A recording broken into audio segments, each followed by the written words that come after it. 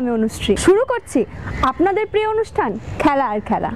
ফুটবলের ডায়েরি নিবেদন করছে সংবাদ প্রতিদিন। 2019 সালে জাতীয় দলের দায়িত্ব নেন ইগর স্টিমাচ। তারপর 5 বছর কেটে গেলেও ভারতের ফুটবল 1 ইঞ্চিও এগোয়নি, বরং লজ্জা আরো বেড়েছে। গতবার এশিয়ান কাপের আসরে প্রথম ম্যাচে জয় পেয়েছিল ভারত, এবার তো 3টিতেই হার। এর দায় অবশ্যই ক্রোট কোচের। কথাবার্তায় দিবাস্বপ্ন দেখানোর অভ্যাস রয়েছে তার, কিন্তু কাজের বেলায় অষ্টরম্বা। খেলোয়াড়ি জীবনে স্টিমাচ একজন ডিফেন্ডার ছিলেন, অথচ তার কোচিংয়ে ভারতীয় দলের সবথেকে দুর্বল পজিশন হলো এই রক্ষণ। এই প্রতিযোগিতায় 3টি ম্যাচেই তা প্রমাণিত। উজবেকিস্তান তো রীতিমতো ছেলে খেলা করলো, সিরিয়ার বিরুদ্ধেও কোনো উন্নতি দেখা গেল না। র্যাঙ্কিংয়ে এগিয়ে থাকা প্রতিপক্ষের বিরুদ্ধে ভালো পারফরমেন্স কোনো দলের উন্নতির মাপকাঠি হতে পারে। অতীতে আমরা দক্ষিণ কোরিয়া, যুগোস্লাভিয়ার মতো দলকেও হারিয়েছিলাম, ইতালির বিরুদ্ধে লড়াই করেছি। এখন বাংলাদেশ, আফগানিস্তান, মঙ্গোলিয়া, ভানুয়াতুর মতো দলের বিরুদ্ধে জিতে ক্রোট কোচ নিজের ঢাক নিজেই পেটাচ্ছেন। ডার্বির আগে জমে গেল ইস্ট বেঙ্গলের দলবদল। গুঞ্জনই সত্যি হলো, একটা সময় মেসি সতীর্থ ভিক্টর ভ্যাসকেজকে এবার দেখা যাবে লাল হলুদ জার্সিতে।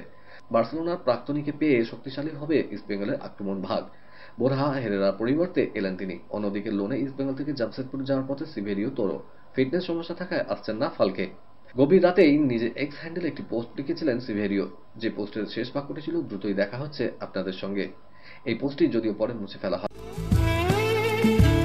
এই অনুষ্ঠানের জন্য স্মার্ট তরুণী অ্যাঙ্কার শীঘ্রই প্রয়োজন। আগ্রহীরা আজই ফোন করুন 9836938876, 9836938876।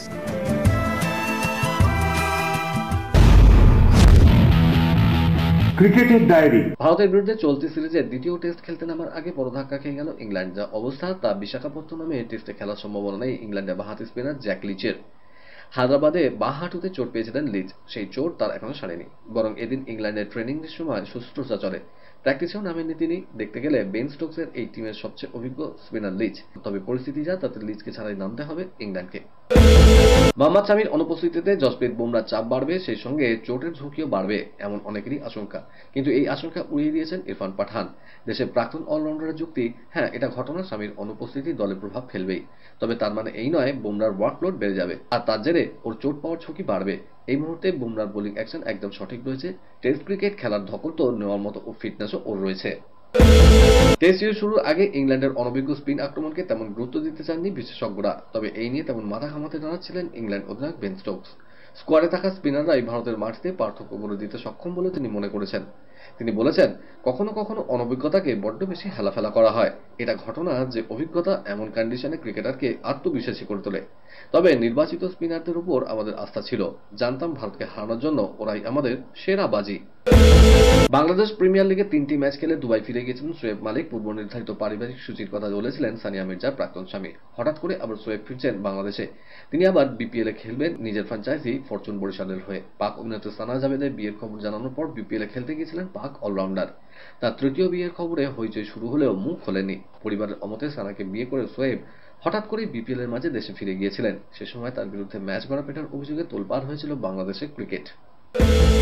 প্রকাশিত হয়েছে আইসিসি টেস্ট বিশ্ব ক্রমতালিকা, যেখানে বোলিং বিভাগে শীর্ষস্থানে ধরে রেখেছেন অফ স্পিনার আর অশ্বিন, তার রেটিং পয়েন্ট 853। 4 নম্বরে উঠে এসেছেন জসপ্রীত বুমরা, তার রেটিং পয়েন্ট 825।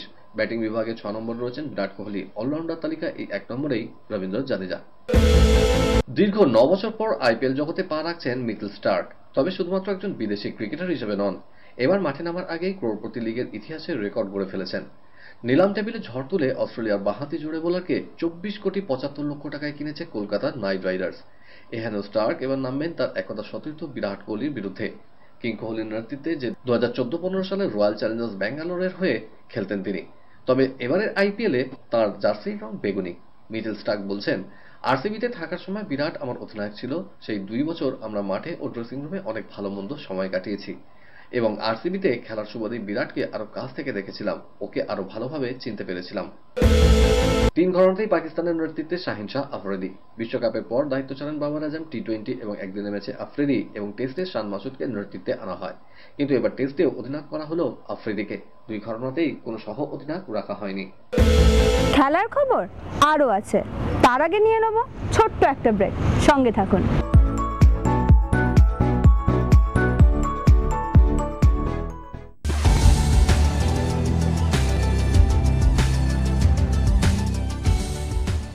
কেআরকে নিউজ মিডিয়া প্রযোজিত সাপ্তাহিক বিনোদনমূলক অনুষ্ঠান বিনোদন.com দেখুন প্রতি শনিবার ঠিক রাত 10:15 আপনাদের প্রিয় চ্যানেল ভিশনে।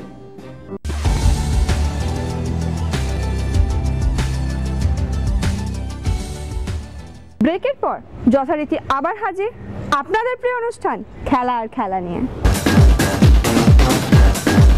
বিদেশের ডায়েরি।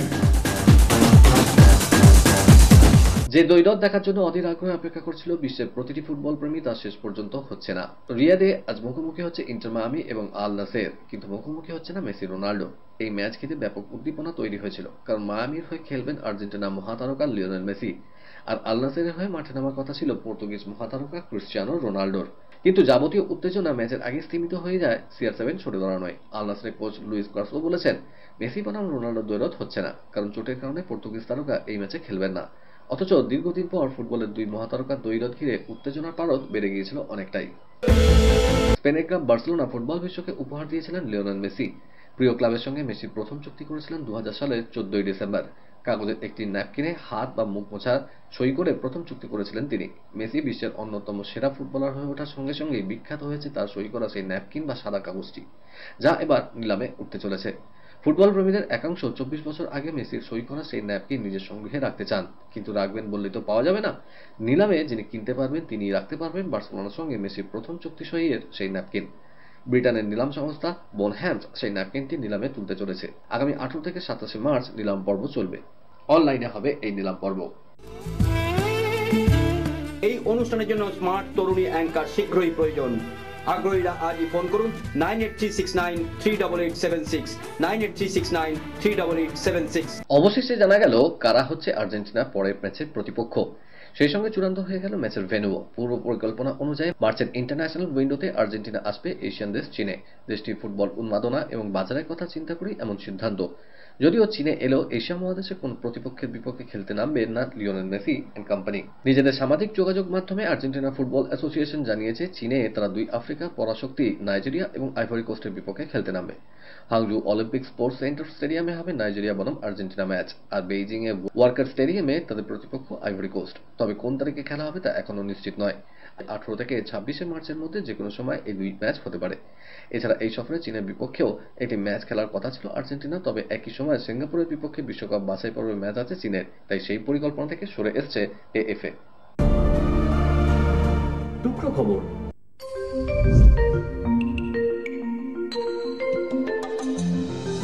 ইসলামাবাদে পাকিস্তান স্পোর্টস কমপ্লেক্সে গ্রাসকোটে ডেভিস কাপে প্লে অফে মুখোমুখি হতে চলেছে ভারত পাক। খেলা আগামী 3 ও 4 ফেব্রুয়ারি। মূলত রাজনৈতিক টানাপোড়েন এবং কূটনৈতিক দ্বন্দ্বের ফলে একটা সময় এই টাই নিয়ে তৈরি হয়েছিল সংশয়। শুরুতে ভারত চায়নি প্রতিবেশী দেশে গিয়ে খেলতে, পাকিস্তানও চায়নি অতীতের মতো ভারতের দাবি মেনে নিয়ে নিরপেক্ষ স্থানে খেলতে। এবার ভারতের দাবি গ্রাহ্য হয়নি, তাই প্রাথমিক জড়তা সরিয়ে পাকিস্তানের মাটিতে পা রেখেছে ভারতীয় টেনিস দল। সর্বোচ্চ নিরাপত্তার চাদরে মুড়ে ফেলা হয়েছে পাকিস্তান স্পোর্টস কমপ্লেক্সকে। তবে এই নিরাপত্তার কারণে আদৌ সমর্থকরা গ্যালারিতে বসে খেলা দেখতে পারবেন কিনা তা এখনো নিশ্চিত নয়। খেলে তো আলোচনায় থাকেনি, না খেলেও প্রায় আলোচিত হয়ে ওঠেন এমন খেলোয়াড়দের অন্যতম মার্কাস রাশফোর্ড। ম্যানচেস্টার ইউনাইটেডের ইংলিশ উইঙ্গার এবার আলোচনায় FA কাপের চতুর্থ রাউন্ডে দলে না থেকে। নিউপোর্টের বিপক্ষে ইউনাইটেডের 4-2 গোলের ব্যবধানে জয়ের ম্যাচে ছিলেন না রাশফোর্ড। দলের অনুশীলনেও ছিলেন না তিনি। কেন ছিলেন না সেই প্রশ্নের জবাব খুঁজতে গিয়ে পাওয়া যাচ্ছে অস্বাভাবিক কিছু ইঙ্গিত। ম্যাচ শেষে সাংবাদিক সম্মেলনে রাশফোর্ডকে নিয়ে United coach Erik ten hag শুধু অভ্যন্তরীণ ব্যাপার বলেই এড়িয়ে যেতে চাইলেন।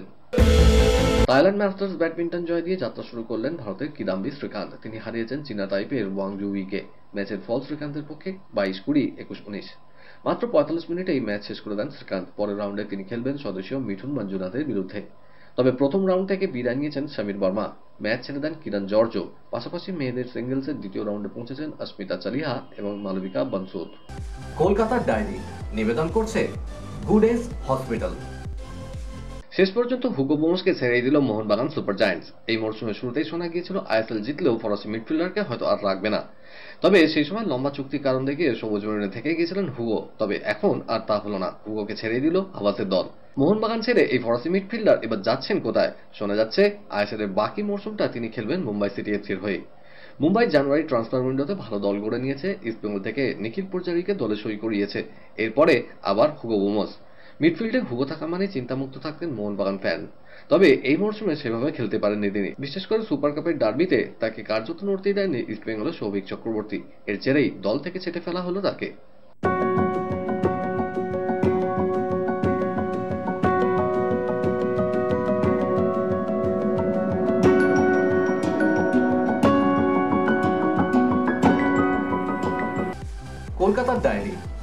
নিবেদন করলো গুডেস হসপিটাল।